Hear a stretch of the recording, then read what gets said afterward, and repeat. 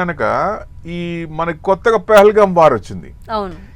ఈ వార్తో effect market మీద ఎలా పడుతుంది, గోల్డ్ మీద ఎలా పడుతుంది? ఎందుకంటే ఏదన్నా వచ్చినప్పుడు ఇమీడియట్గా ఇన్స్టెంట్గా లాస్ట్ టైం కూడా యూరి సర్జికల్ స్ట్రైక్ చేశారు. అప్పుడు మార్నింగ్ అవర్స్లో చేశారు. మనకి చెప్పింది డిక్లేర్ చేసింది మార్కెట్ అవర్స్లో 11 o'clock చేశారు. అప్పుడు ఏమైంది, మార్కెట్ దడదడ పడింది అప్పుడు. సో నెక్స్ట్ డే పెరిగింది, మళ్ళీ మళ్ళీ చిన్నగా సర్దుకుంది. సో ఇప్పుడు కూడా ఏదన్నా, ఎందుకంటే వార్ అనేది ఛాన్స్ లేదు ఒక రకంగా. ఎందుకంటే ఈ వార్ వస్తే ఇద్దరికి ఇబ్బంది పడాలి, ఎక్కువ మంది కూడా వద్దంటున్నారు.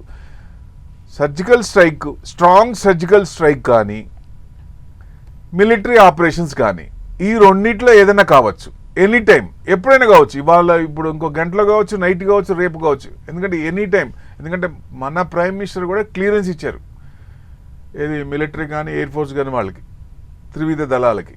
సో డెఫినెట్గా ఈ సిచ్యుయేషన్ బట్టి అక్కడ ఉన్నాయి మనకు తెలియదు కాబట్టి ఎనీ టైం రావచ్చు. ఒకవేళ ఏదన్నా వస్తే ఇన్స్టెంట్గా పడుతుందేమో కానీ మళ్ళీ తర్వాత యూటర్న్ తీసుకునే అవకాశం ఉంటుంది. అంటే నిఫ్టీ ఇప్పుడు 2600 పాయింట్స్ పడింది, పెరిగింది కింద నుంచి 2 to 3%, 3 to 4% పడే ఛాన్సులు ఉన్నాయి, కంటిన్యూస్గా పెరగదు కాబట్టి.